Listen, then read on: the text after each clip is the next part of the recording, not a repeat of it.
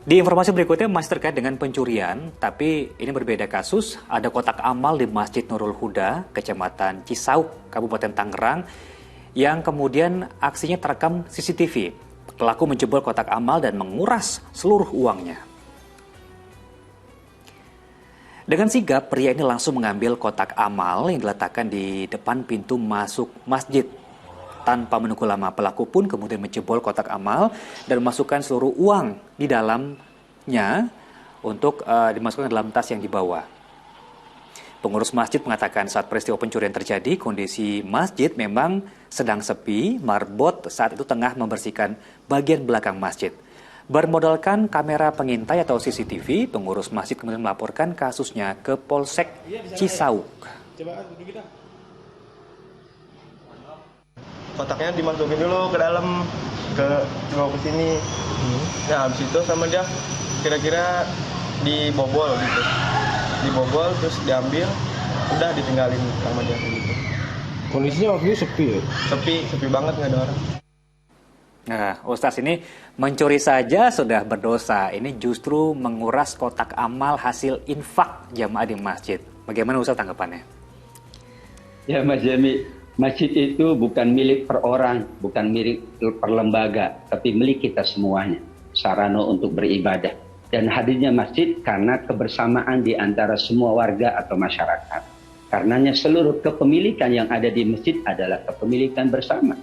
Nabi SAW mengingatkan sesuatu yang dimiliki bersama apabila diambil tanpa izin, maka itu dosa lebih besar daripada kepemilikan individu. Meskipun tetap haram pula mengambil kepemilikan individu. Apalagi di sini kepemilikan itu adalah kepemilikan untuk kita gunakan untuk beribadah. Berlipat lagi dosa yang dilakukan oleh seseorang yang mengambil kotak amal. Dan tentu tujuan kotak amal itu adalah untuk memudahkan masjid, membantu pihak masjid agar menyelesaikan berbagai macam kebutuhan masjid. Kebutuhan ibadahnya, kebutuhan pendidikannya, kebutuhan maintenance-nya, pemeliharaannya. Maka seharusnya setiap orang tergerak hatinya untuk membantu, memasukkan beberapa pundi uangnya di pencelengan masjid atau di kotak amal masjid.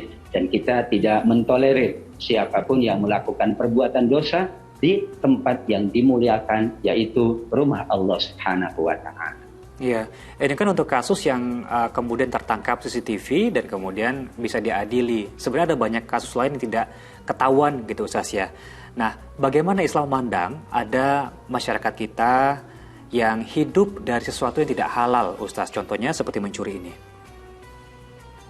Ya, setiap perbuatan kita itu akan berdampak pada kehidupan dunia kita dan kehidupan akhirat kita. Ini yang sering perlu kita sampaikan. Kenapa? Karena orang memandang kehidupan dunia ini adalah kehidupan yang sebebas-bebasnya. Padahal kan ada peraturan kita, ada peraturan agama, ada tuntunan agama. Semua yang kita lakukan pasti akan ada balasannya di dunia atau yang sangat pasti ada balasan di akhirat. Sehingga setiap orang yang mencari apapun dengan cara yang tidak halal, maka yakinlah bahwa ia akan mengalami hal-hal yang tidak diinginkan.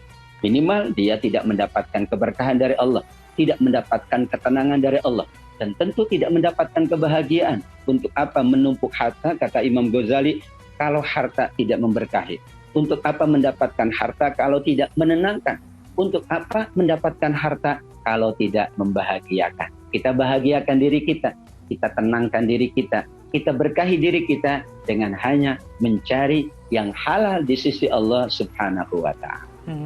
Peringatannya cukup jelas dalam agama kita diatur begitu Ustaz.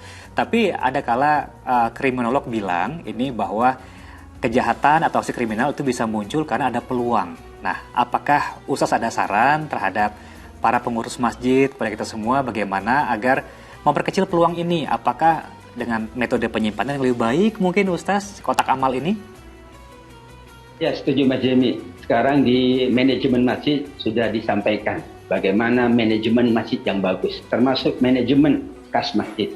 Tentu kita tidak membiarkan peluang-peluang untuk orang yang tidak bertanggung jawab. Karenanya betul-betul desainnya sudah sangat bagus sekarang, di kunci ganda atau tentu kita simpan di tempat penyimpanan yang lebih aman. Jadi setelah prosesi para jemaah meletakkan infak atau sedekahnya, segera pengurus masjid untuk menyimpannya di tempat yang aman. Ada perbankan-perbankan sekarang, ada lembaga-lembaga yang insya Allah akan amanah menjaga uang yang itu berasal dari umat, insya Allah. Insya Allah, amin. Ustaz, agar kita lebih semangat untuk bersedekah, Ustaz, terutama di tempat ibadah masjid. Bisa diingatkan kembali, Ustaz, apa aja keistimewaan ketika kita bersedekah, kemudian dan untuk ke siapa tepatnya uang tersebut akan diberikan, Ustaz? Kita semua ingin mendapatkan surga, bahkan istana di dalam surga. Nabi SAW menyebutkan, man bana lillahi masjidan banallahu baitan fil jannah. Ada istana di dalam surga kelak bagi mereka yang membangun masjid, bagi mereka yang membangun hal-hal yang bermanfaat untuk seluruhnya. Seluruh yang kita alokasikan untuk masjid, untuk kemakmurannya, untuk peribadatannya, untuk seluruh kepentingannya, maka akan dinilai menjadi pundi-pundi untuk kita menyiapkan istana di dalam surga. Dan ada amal yang tidak akan diputus oleh Allah pahalanya. Salah satunya adalah menyiapkan sarana beribadah. Mungkin hanya 10.000 per waktu, mungkin hanya 20.000 setiap kita datang ke masjid. Namun yakinlah 20 kali sekian orang kali sekian hari, maka akan diakumulasi menjadi nilai yang sangat penting. Kita tidak melihat nilainya, Allah tidak melihat nilainya. Yang Allah lihat adalah keikhlasan kita dalam menjaga rumah ibadah yang disebut sebagai rumah Allah Subhanahu wa Ta'ala. Masya Allah, Ustaz selalu punya sisi positif dalam melihat suatu peristiwa kriminal seperti itu.